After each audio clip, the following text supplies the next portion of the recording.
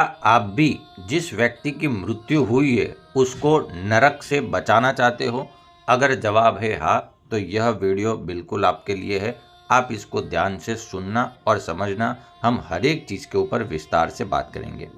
मृत्यु के समय यह कार्य करने वाले, जो हम आगे चर्चा करेंगे, वो नरक में नहीं पड़ सकता है और मोक्ष को उसको मिलने की संभावनाएं बढ़ जाती है। यह पूरी चर्चा हम करेंगे गरुड़ पुराण के आधार से। कहते हैं कि मृत्यु एक अंत नहीं है, बल्कि आत्मा की अगली यात्रा की शुरुआत है।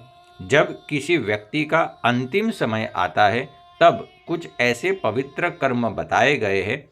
अगर हम उसके पीछे वो कर्म करते हैं तो उसको स्वर्ग, विष्णुलोक या उपले लोकों की गति मिल सकती है, यानी कि मुक्ति के मार्ग पर हम उसको पहुंचा सकते हैं। आज हम जानेंगे कि मृत्यु काल में क्या करना चाहिए जिससे आत्मा को शांति मिले और परिवार को पुण्य की प्राप्ति हो। मृत्यु के समय पवित्र कर्म क्या करने चाहिए? जब मनुष्य मरणासन अवस्था में होता है, तब उसके दोनों हाथों में कुश ग्रास जो है वो रखनी चाहिए। शास्त्र कहते हैं कि कुश जो है वो विष्णु जी को अर्पित सबसे प्रिय मानी गई है। जो व्यक्ति कुश धारण करता है वह पवित्र हो जाता है और मृत्यु के समय कुश हाथ में रखने से आत्मा विष्णु लोक को प्राप्त होती है। और यह सब अगर आपने ध्यान दिया हो कि कोई भी पवित्र कार्य होगा उसमें कुश का बड़ा महत्व है। पूजा सामग्री के अंदर भी कुश का बड़ा महत्व है। तो कुश जो है वो भगवान विष्णु को अति प्रिय है। जब ग्रहण होता है तब भी आपने देखा होगा कि हम हर एक चीज़ों के अंदर, अनाज के अंदर, पानी के अंदर कुश रखते हैं, क्योंकि कुश जो है उसके ऊपर किसी भी दूर शक्ति का, अदृश्य शक्ति का प्रभाव नहीं पड़ता है। वह परम पवित्र होती है। लवण रस और पितृ तृप्ति, मृत्यु के बाद किए जाने वाले कर्मों में लवण रस यानी कि नमक का विशेष स्थान बताया गया है। नमक पृथ्वी से जुड़ा तत्व है और यह पितरों को प्रिय होता है। इसका अर्थ है कि नमक युक्त जल या आहार पितरों की तृप्ति करता है और स्वर्ग प्राप्ति का कारण बनता है। इसलिए मृत्यु के बाद किए जाने वाले कर्मों में लवण रस का उपयोग शुभ माना गया है। तुलसी और शालिग्राम भगवान विष्णु का स्वरूप। मृत्यु के समय तुलसी का पौधा और शालिग्राम की शिला अगर हम पास में रखते, जब मृतक के प्राण निकलने वाले हो उस समय अगर हम भगवान श्री विष्णु का स्वरूप शालिग्राम या तो माँ तुलसी का पौधा वो अगर उसके पास रखते हैं तो यह बहुत ही शुभ बताया गया है। तुलसी माता सभी पापों को नाश करने वाली है और घर में तुलसी का स्थल का होना ही एक प्रकार का यह तीर्थ माना गया है। जहाँ तुलसी की पूजा होती है वहाँ यम के दूत नहीं आते हैं। इसके लिए आपने देखा होगा कि हमारी हिंदू संस्कृति में सभी के घर में तुलसी का पौधा अवश्य होता है। अगर आपके घर पे ना हो तो आज के आज जरूर तुलसी का पौधा लगाए और साथ में जो मृतक व्यक्ति जिसके प्राण निकलने वाले हो उसके पास भी तुलसी का पौधा जरूर रख दे। शालिग्राम भगवान विष्णु का साकार स्वरूप है। जो भी व्यक्ति शालिग्राम के दर्शन के साथ देह त्यागता है वह विष्णु धाम को प्राप्त होता है। मृत्यु के बाद प्रथम संस्कार क्या करने चाहिए? जब प्राणी देह त्याग दे, अभी हमने जो विधि बताई वो देह त्याग प्राण निकलने पहले की बताई, जिसमें हाथ में कुश रखो, तुलसी का पौधा रखो। अब जब उसके प्राण निकल चुके हैं तो क्या करना चाहिए उसके बारे में हम चर्चा करते हैं।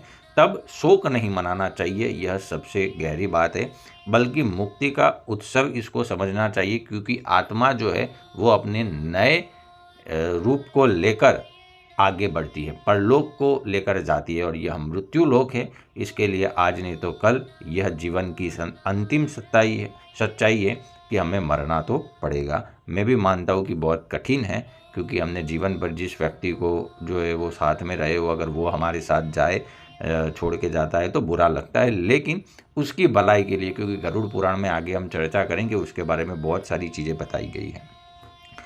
तो पुत्र को अपना सर जो है वो मुंडवाना चाहिए, नए वस्त्र धारण करने चाहिए जो संसार से विरक्त और पवित्रता का प्रतीक है। फिर उसे अपने प्रियजनों के साथ शव को स्नान कराना चाहिए, जिससे देह की शुद्धि होती है, आत्मा की शांति होती है। और फिर स्वर्ण शलाका और पूजन विधि करनी चाहिए। इसके बाद मृत शरीर के विभिन्न अंगों जैसे कि मुख, नासिका, नेत्र, कान, लिंग और ब्रह्मरंध्र आदि में सोने की शलाकाएँ रखनी चाहिए। यह शुद्धता और देव समर्पण का संकेत है।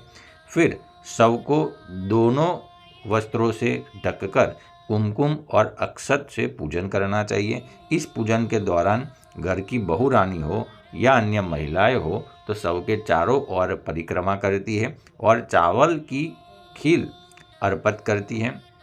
कहा गया है कि इससे धरती माता और दिव्य शक्तियाँ प्रसन्न होती हैं। अंतिम यात्रा और पुत्र का कर्तव्य क्या है? शास्त्रों में कहा गया है कि मृत शरीर को जब दरवाजे से बाहर ले जाया जाता है तब पुत्र को स्वयं अपने पिता के शव को कंधा देना चाहिए। यह केवल एक परंपरा नहीं बल्कि आत्मा के उद्धार का प्रतीक है। जो पुत्र अपने पिता के शव को कंधा नहीं देता है वो नरक में जा सकता है। इसके लिए पिता के शव को कंधा देना चाहिए। वह हर कदम पर अश्वमेघ यज्ञ के समान फल को प्राप्त करता है। यदि आत्मा मोक्ष को प्राप्त ना भी हो तो पुत्र का यह कर्म उसे नरक से भी बचा सकता है। मृत्यु को मुक्ति का द्वार मानना।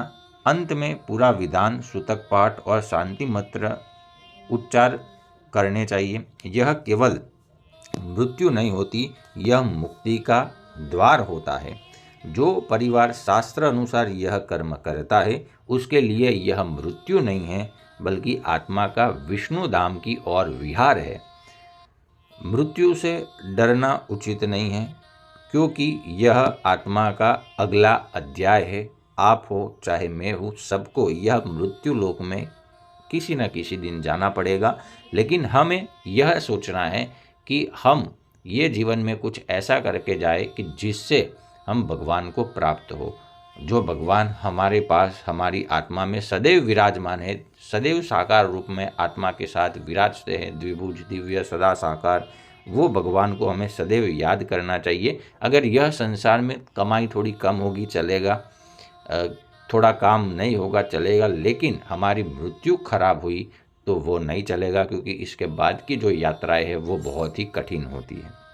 अगर हमने अच्छे कर्म किए तो हमारा मृत्यु सुगम होगा। भगवान का भजन भक्ति किया तो हम जो है वो भगवान को प्राप्त कर सकते हैं।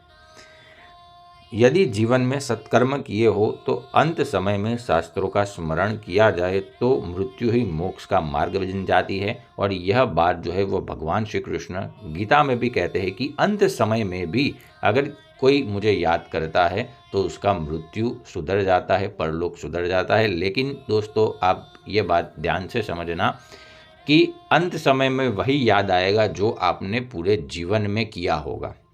ठीक है, थोड़ा सा उदाहरण से समझते हैं। आप एक दिन ये प्रयोग करना कि पूरे दिन जो है वो आप काम करके आंख बंद करके किसी भी समय में बैठना और पहला विचार कौन सा आता है वो बताना। जब आप आंख बंद करके पहला ही विचार अगर आपको भगवान का आए 10 में से 10 बार, तब आप समझना कि आपका जो है वो गति भगवान की तरफ जरूर है। अगर संसार के विचार आते हैं तो समझ लेना आज से जागने की ज़रूरत है। ये आपको पूरा प्रयोग बताया। आँख बंद करो और पहला ही विचार अगर भगवान का आता है तो समझ लेना भगवान की कृपा है और मृत्यु के बाद आप भगवान के धाम में जा सकते हो। जब तक यह विचार नहीं आएगा तब तक समस्या बनी रहेगी। तो मृत्यु ही मोक्ष का मार्ग बन सकती है। यही गरुड़ पुराण और हमारे सनातन धर्म का गूढ़ संदेश है। अगर आप भी हमारे सनातन ग्रंथों की ऐसी दिव्य ज्ञान गाथाएं सुनना चाहते हो, गरुड़ पुराण के रिलेटेड वीडियोस जानना चाहते हो तो चैनल को सब्सक्राइब जरूर करना।